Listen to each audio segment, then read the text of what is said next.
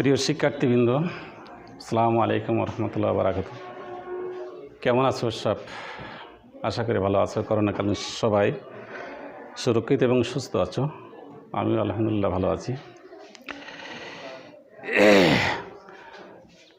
আমি মোহাম্মদ আব্দুর রাজ্জাক, সহকারী শিক্ষক, গজালিয়া কালো আলী মাদ্রাসা। আজকের আমি যে বিষয়টা আলোচনা করব সে বিষয়টা হচ্ছে নবম শ্রেণীর প্রথম অধ্যায়ের বিষয়বস্তু বাস্তব সংখ্যা, এবং একটা পরিচিত বিষয়, সেই বিষয় নিয়ে আজকে আমাদের আলোচ্য বিষয়। প্রিয় শিক্ষার্থী বন্ধু, এখন এই বিষয়ে আলোচনা করতে গেলে প্রথমে আমাদের সংখ্যা কি এটি জানার দরকার। সংখ্যার ইতিহাস মানব সভ্যতার ইতিহাসের মতো একটা প্রাচীন। কোনো পরিমাণকে যখন প্রতীক আকারে প্রকাশ করা হয়, প্রকাশ করার পদ্ধতিকে থেকে আছে গণিতের উদ্ভব। আর এই সংখ্যাভিত্তিক গণিতের উদ্ভব অনেক পুরনো, প্রায় যীশু খ্রিস্টের জন্মের 2000 বছর পূর্বে। এখন আমরা প্রথম জানব সংখ্যা কি।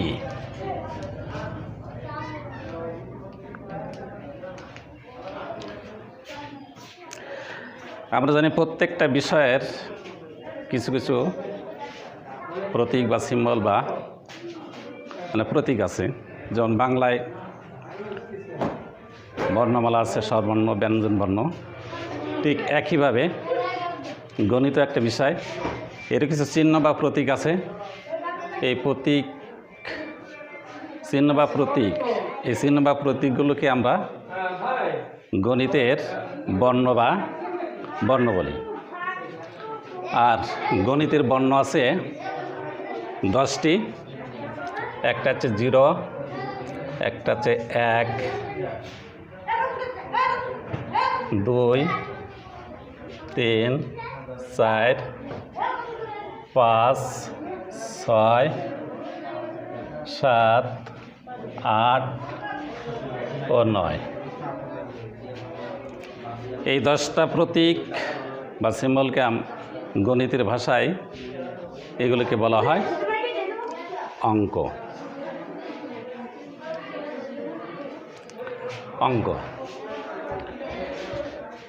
আর এই 10টা প্রতীক নিয়ে যা তৈরি করা হয় সেইগুলোই হলো সংখ্যা। যেমন অঙ্ক আছে 1, এর পাশে যদি আমরা 2 দিই তাহলে যা হয় এটাকে আমরা 12 বলি। এই 12টাই আছে একটা সংখ্যা। এইভাবে আমরা এই 10টা সিম্বল বা বর্ণ নিয়ে অসংখ্য সংখ্যা তৈরি করতে পারি, যার কোনো শেষ নেই। অর্থাৎ সংখ্যার কোনো শেষ নেই, সংখ্যা আছে অসীম।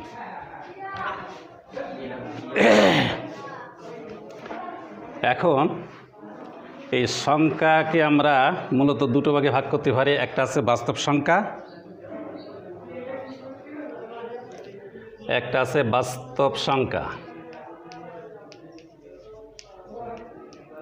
আর একটা আছে অবাস্তব সংখ্যা।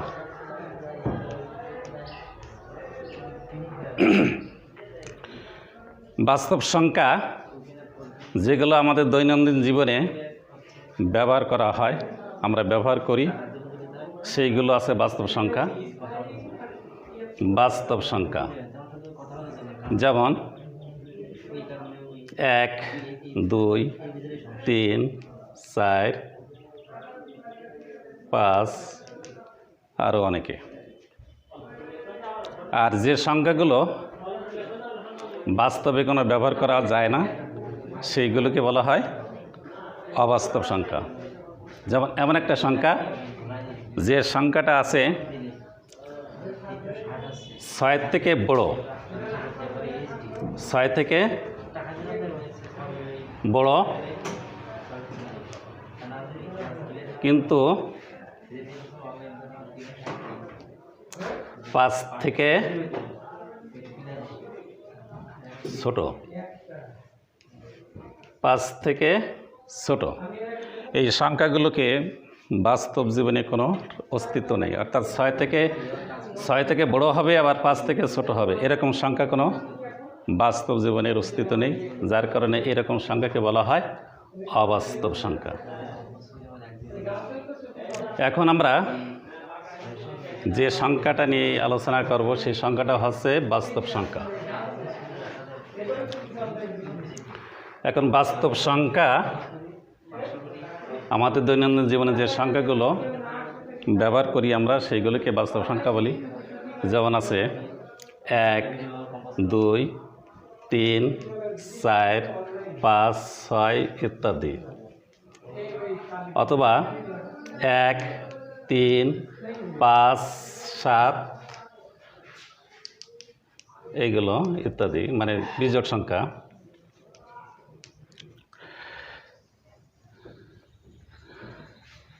এখন বাস্তব সংখ্যাগুলোকে আবার কতগুলো শ্রেণীতে বিভক্ত করতে পারি। যেমন একটা সংখ্যা আছে মৌলিক সংখ্যা। মৌলিক সংখ্যা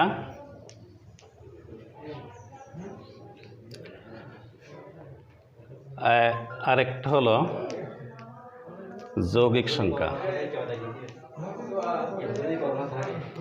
যৌগিক সংখ্যা আরেকটা আছে সহমৌলিক সংখ্যা।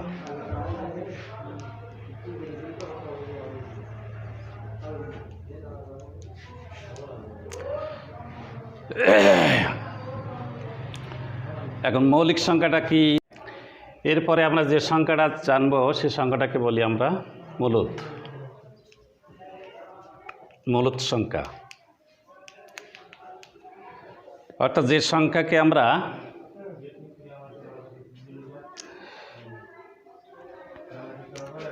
P/Q আকারে প্রকাশ করতে পারি। প্রকাশ করতে পারি তাকে আমরা মূলদ সংখ্যা বলি। অর্থাৎ যেমন 3/4, 4/3 ইত্যাদি।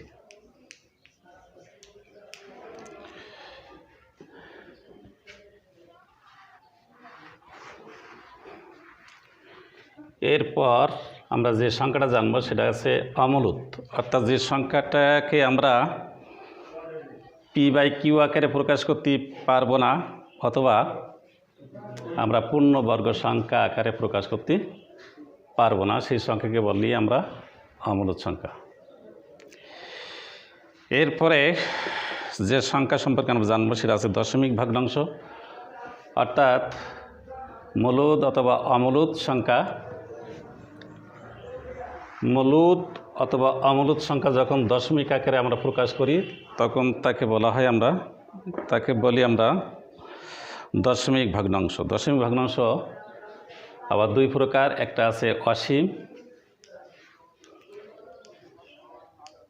অসীম ভগ্নাংশ, আরেকটা আছে সসীম ভগ্নাংশ।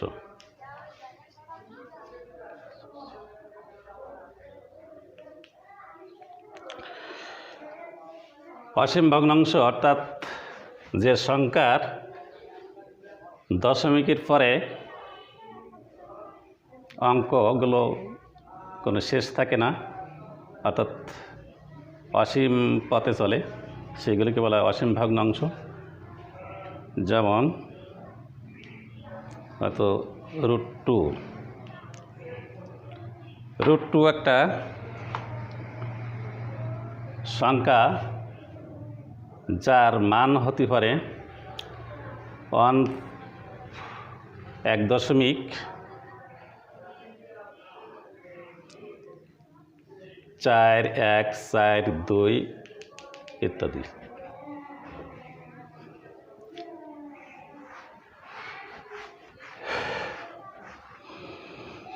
এরপরে আমরা শেষ যেটা জানবো সেটা আছে বাস্তব সংখ্যা। বাস্তব সংখ্যা বলতে সকল মূলদ সংখ্যা এবং সকল অমূলদ সংখ্যাকে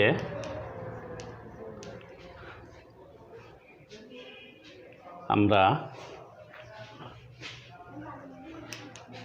বাস্তব সংখ্যা হিসাবে চিহ্নিত করতে পারি।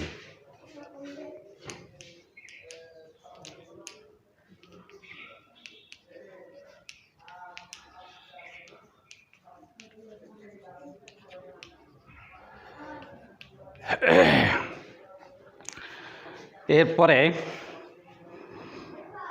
আর একটা সংখ্যা আছে, যে সংখ্যাকে আমরা বাস্তব সংখ্যার মধ্যে এটা আছে ধনাত্মক সংখ্যা।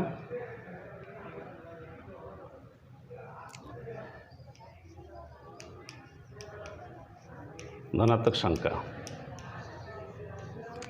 অর্থাৎ ধনাত্মক সংখ্যা বলতে আমরা সেই সংখ্যাকে বুঝবো শূন্য থেকে বড়, শূন্য থেকে বড়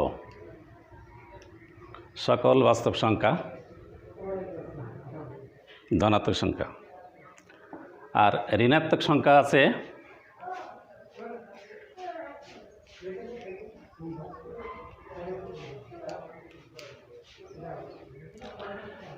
শূন্য থেকে ছোট সকল বাস্তব সংখ্যা।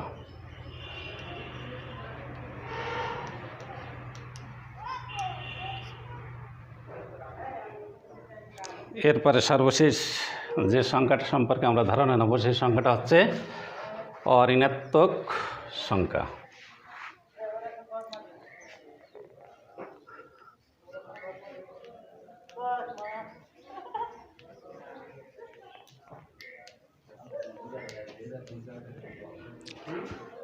অঋণাত্মক সংখ্যাটা হচ্ছে শূন্য সহ সকল ধনাত্মক এবং সকল ঋণাত্মক সংখ্যাকে আমরা অঋণাত্মক সংখ্যা হিসাবে ধরতে পারি। প্রিয় শিক্ষার্থী, আজকের যে বিষয় সম্পর্কে আমরা ধারণা নিলাম তার একটা সারাংশ আমরা প্রবাহচিত্রের সাহায্যে দিতে পারি।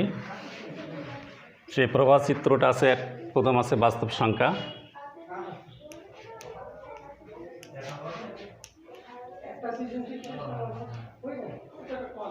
বাস্তব সংখ্যা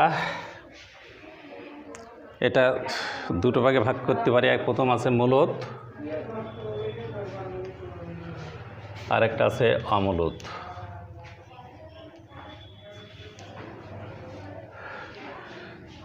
মূলদকে আবার দুটো ভাগে ভাগ করতে পারি। একটা আছে পূর্ণ সংখ্যা,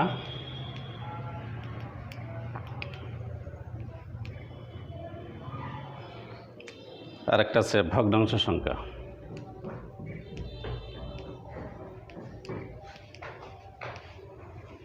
পূর্ণ সংখ্যাকে আমরা তিনটে ভাগে ভাগ করতে পারি। একটা আছে ধনাত্মক, একটা আছে 1 0, আর একটা আছে ঋণাত্মক।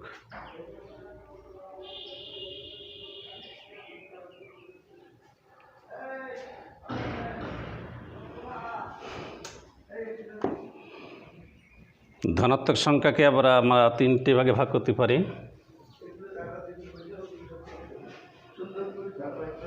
একটা আছে মৌলিক,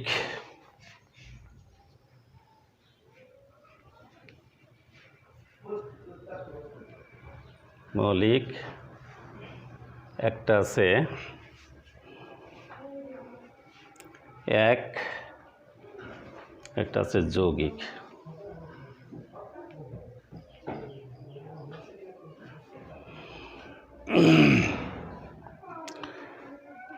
এরপরে ভগ্নাংশের সংখ্যাকে আমরা দুটো ভাগে ভাগ করতে পারি। একটা আছে সাধারণ,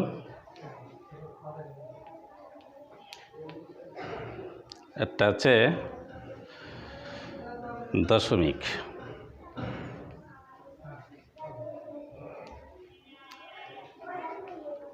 সাধারণকে আমরা 3টে ভাগে ভাগ করতে পারি। একটা আছে প্রকৃত,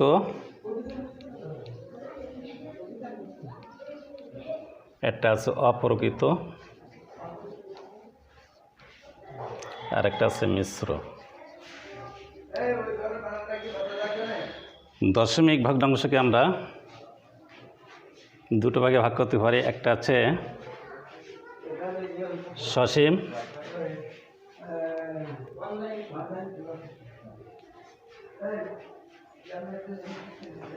আর একটা আছে অসীম।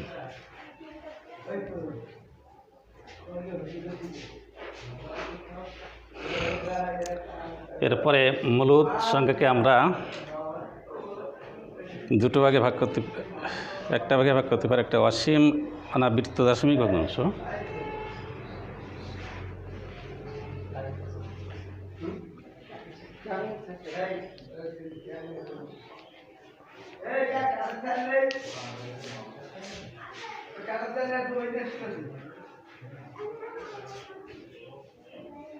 অনাবৃত্ত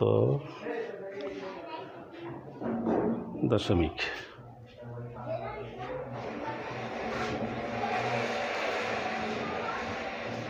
প্রিয় শিক্ষার্থী, আজ আমরা বাস্তব সংখ্যা থেকে কিছু আলোচনা শুনলাম। আশা করি তোমরা বাড়িতে এই বিষয় নিয়ে আর একটু তৎপর হবে, দেখাশোনা করবে। তাহলে এই বাস্তব সংখ্যা সম্পর্কে ধারণাটা আরও তোমাদের মধ্যে বোধগম্য হবে। সবাইকে ধন্যবাদ। আসসালামু আলাইকুম রহমতুল্লাহ বারাকাতুহু।